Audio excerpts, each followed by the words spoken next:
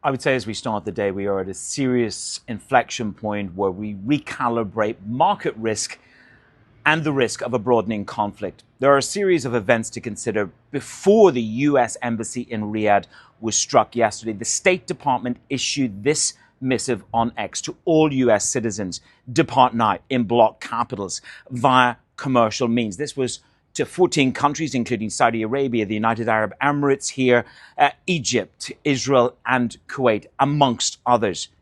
And then you have the Secretary of State, Marco Rubio, telling congressional leaders that the hardest hits are yet to come.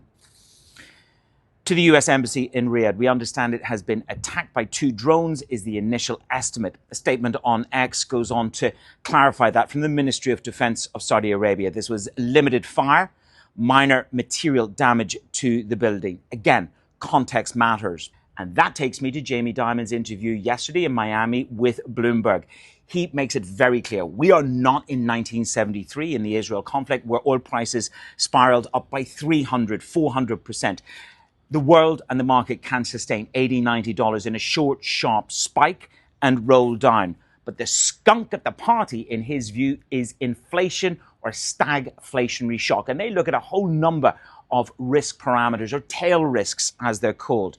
But the bond market is not hanging around. Global bond markets are selling off. The US Treasury market saw yields rise by 10 basis points. This is preparing for the risk of a stagflationary shock. In other words, lower growth, higher inflation as a result of a sustained, enduring, and asphyxiating closure of the Strait of Hormuz. I'm Menash Cranny for The National.